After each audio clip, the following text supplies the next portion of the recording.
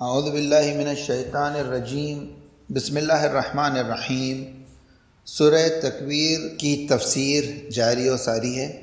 انشاءاللہ آج ہم آیات نمبر 10 سے 14 تک کی تلاوت، ترجمہ اور اس کے بعد اس کی تفسیر نمونہ سے بیان کریں گے۔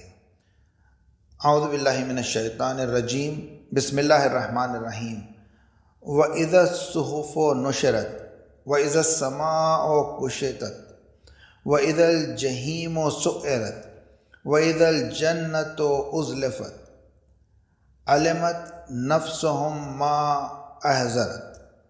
ترجمہ: وَإِذَا الصُّحُفُ نُشِرَتْ، جس وقت اعمال نامے کھول دیے جائیں گے۔ وَإِذَا السَّمَاءُ كُشِطَتْ، اور جس وقت آسمان سے پردہ ہٹا دیا جائے گا۔ وَإِذَا الْجَحِيمُ سُعِّرَتْ، اور جس وقت دوزخ دہک اٹھے گا۔ وَإِذَا الْجَنَّةُ أُزْلِفَتْ، اور جس وقت جنت قریب کر دی جائے گی۔ عَلِمَتْ نَفْسٌ مَّا أَحْضَرَتْ، اس وقت ہر انسان جان لے گا کہ اس نے کیا کیا ہے۔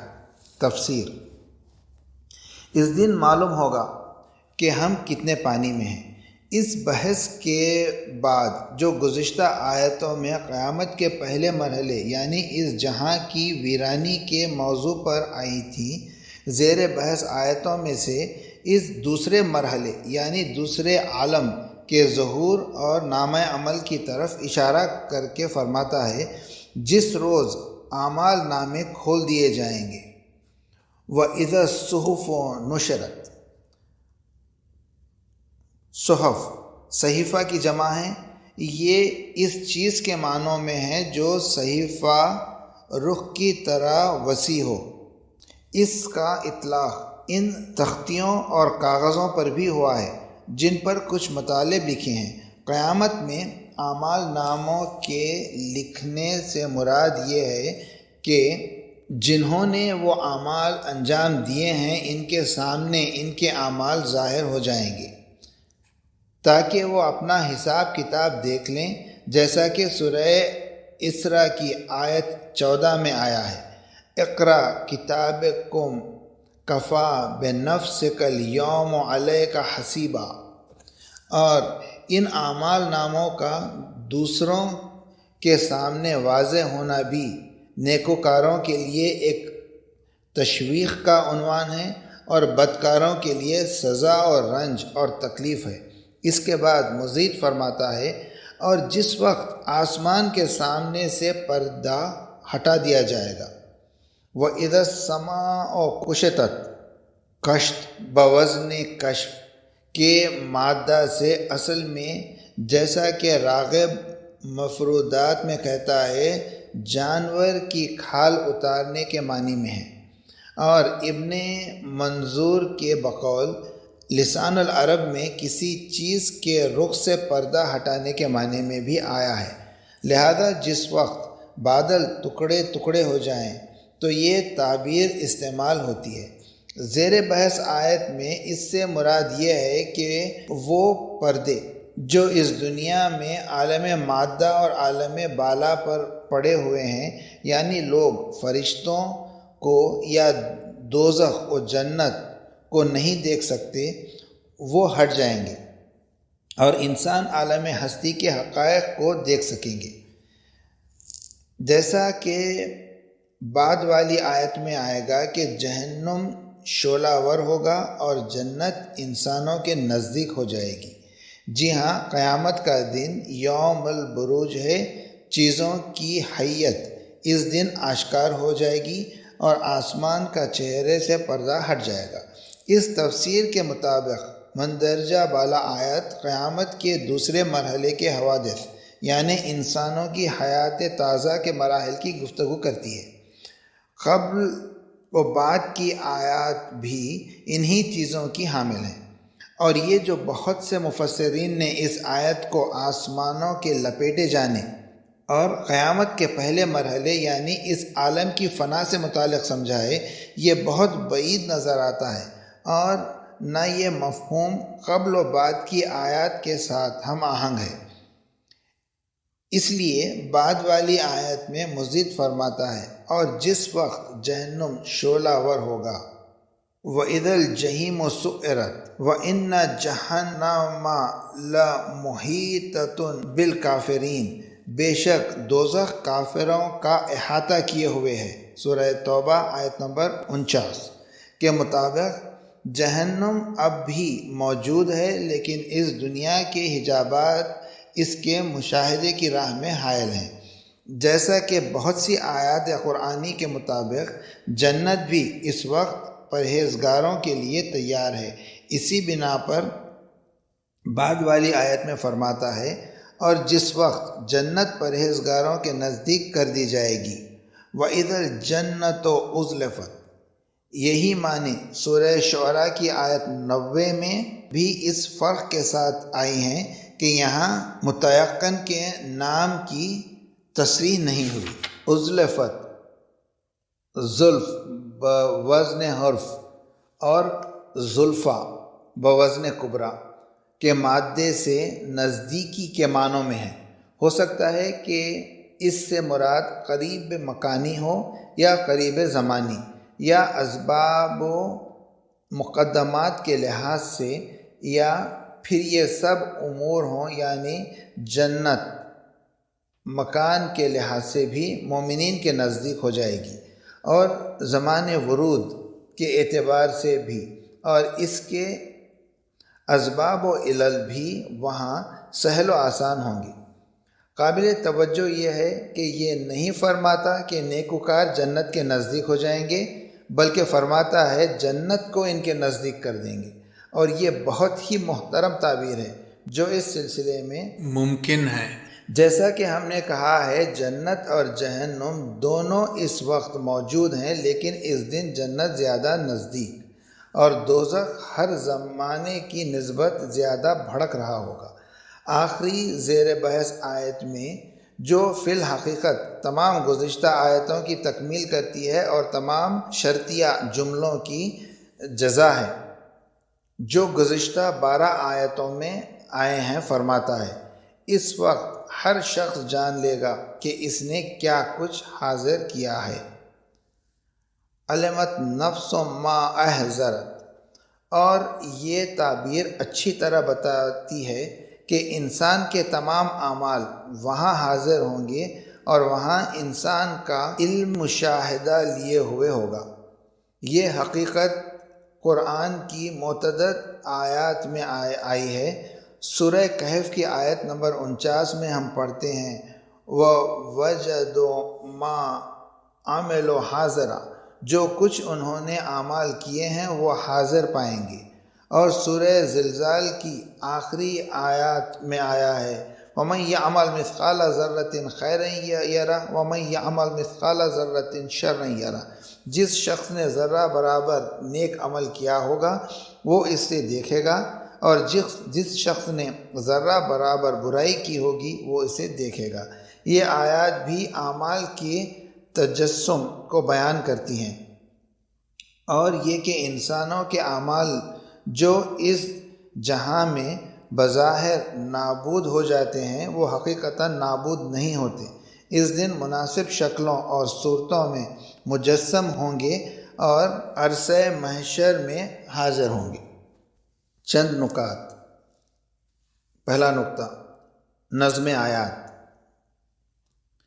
زیر بحث آیتوں میں اور گزشتہ آیتوں میں مسئلہ قیامت کے رابطے سے 12 حادثات کی طرف اشارہ ہوا ہے، جن میں سے 6 حوادث پہلے مرحلے یعنی اس جہاں کے فنا سے متعلق ہیں، اور 6 دوسرے حوادث 6 دوسرے مرحلے یعنی موت کے بعد کے نئی زندگی کے تعلق رکھتے ہیں۔ پہلے حصے میں سورج کے تاریک و سیاہ ہونے، ستاروں کے بے نور ہونے، پہاڑوں کے تزلزل اور حرکت میں آ جانے، سمندروں میں آگ لگ جانے، اموال کو بھول جانے اور جانوروں کے وحشت زدہ ہو جانے کے بارے میں گفتگو ہے۔ دوسرے مرحلے میں انسانوں کے الگ الگ صفوں میں محشور ہونے، بے گناہ زندہ درگور لڑکیوں سے سوال کیے جانے، نامہ اعمال کے کھلے آسمانوں سے حجابوں کے ہٹ جانے، جہنم کی آگ کے بھڑک اٹھنے، جنت کے نزدیک ہونے، اور آخر میں انسان کے اپنے اعمال سے مکمل طور پر آگاہ ہونے کی بات ہوئی ہے۔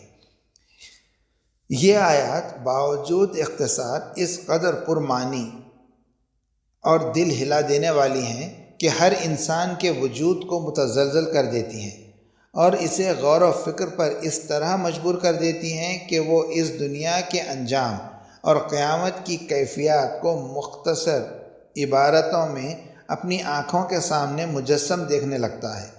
کس قدر زیبا، خوبصورت اور اثر کرنے والی یہ آیات قرآن ہیں اور کس قدر پرمعنی اور الہام بخش ان کے نکات ہیں۔ دوسرا نقطہ، کیا نظام شمسی ختم ہو جائے گا اور ستاروں کے چراغ گل ہو جائیں گے؟ ہر چیز سے پہلے ہمیں جاننا چاہیے کہ ہمارے نظام شمسی کا یہ حیات بخش مرکز، جسے ہم سورج کہتے ہیں، آسمان کے باقی ستاروں کے بنسبت اگرچہ یہ متوسط ستارہ ہے، لیکن اپنی ذات کی حد تک اور کرۂ زمین کی نسبت بہت بڑا ہے۔ ماہرین کی تحقیق اور ان کے مطالعوں کے مطابق اس کا حجم اس 1 ملین اور 3 کروڑ گنا زمین کے مقابلے میں ہے۔ البتہ یہ چونکہ ہم سے تقریباً 150 ملین کلومیٹر کے فاصلے پر ہے، لہٰذا وہ موجودہ حجم میں نظر آتا ہے۔ سورج کی عظمت و وسعت کی تصویر کشی کے لیے یہی مقدار کافی ہے کہ اگر چاند اور زمین کو اس فاصلے کے ساتھ جو اس وقت ان دونوں کے درمیان ہے سورج کے اندر منتقل کر دیں تو چاند آسانی کے ساتھ زمین کے گرد گردش کر سکتا ہے، بغیر اس کے کہ وہ سورج کی سطح سے خارج ہو۔ سورج کی سطح کی حرارت 6000 سینٹی گریڈ سے زیادہ ہے اور اس کے عمق کی حرارت کئی ملین درجوں زیادہ ہے۔ اگر ہم چاہیں کہ سورج کے وزن کو ٹنوں کے حساب سے بیان کریں تو ضروری ہے کہ ہم 2 کا عدد لکھیں اور 27 صفر اس کے آگے لگائیں، یعنی 2 ارب ٹن۔ سورج کی سطح سے شعلے بلند ہوتے ہیں جن کا ارتفاع کبھی تو 1,60,000 کلومیٹر ہوتا ہے اور کرۂ زمین اس کے اندر آسانی سے گم ہو سکتا ہے، کیونکہ زمین کا قطر 12,000 کلومیٹر سے زیادہ نہیں ہے۔ باقی رہا سورج کی نورانی روشنی دینے والی طاقت کا سرچشمہ، اس کے برعکس جو بعض ماہرین نے طے کر رکھا ہے وہ جلنے سے پیدا نہیں ہوتا۔ جارج گیموف اپنی کتاب سورج کی پیدائش اور اس کی موت میں لکھتا ہے کہ اگر سورج کا جسم خالص پتھر کے کوئلے سے بنا ہوا ہوتا اور مصر کے پہلے فرعون کے زمانے میں اسے آگ لگائی گئی ہوتی تو ضروری تھا کہ وہ اب تک سب جل چکا ہوتا اور خاک کے سوا کوئی چیز باقی نہ بچی ہوتی، اور کسی قسم کا دوسرا جلنے والا مادہ اگر پتھر کے کوئلے کی جگہ ہم فرض کریں تو وہ بھی یہی اشکال رکھتا۔ حقیقت یہ ہے کہ جلنے کا مفہوم سورج پر صادق نہیں آتا۔ اس میں جو کچھ ہے وہ ایٹمی تجربوں سے حاصل شدہ طاقت ہے۔ ہم جانتے ہیں کہ یہ طاقت، انرجی، بہت زیادہ اور بڑی ہے۔ اس بنا پر سورج کے ایٹم انرجی کی تبدیلی میں مصروف ہیں، جو ماہرین کے حساب کے مطابق ہر سیکنڈ میں 4 ملین ٹن کم ہو جاتے ہیں۔ مگر سورج کا حجم اتنا بڑا ہے کہ ہزارہا سال گزرنے کے باوجود اس پر کوئی اثر نہیں پڑتا اور اس کی کیفیت و وضع میں معمولی سا تغیر بھی واقع نہیں ہوتا۔ لیکن جاننا چاہیے کہ یہی چیز ایک مدت دراز کے بعد سورج کے فنا ہونے کا سبب بنے گی، اور آخر کار یہ جرم عظیم لاغر، کمزور، پتلا اور بے نور ہو جائے گا، اور یہی چیز ستاروں پر بھی صادق آتی ہے۔ اس بنا پر جو کچھ اوپر والی آیات میں سورج کے تاریک ہونے اور ستاروں کے بکھر جانے کے سلسلے میں آتا ہے، وہ ایسی حقیقت ہے جو موجودہ زمانے کے علم کے ساتھ ہم آہنگ ہے، اور قرآن نے اس وقت ان حقائق کو بیان کیا جب نہ صرف جزیرہ عرب کے ماحول میں بلکہ اس زمانے کی علمی دنیا کی محفلوں میں بھی ان مسائل کی کوئی خبر نہیں تھی۔ صدق اللہ العلی العظیم۔ انشاءاللہ باقی تفسیر کل۔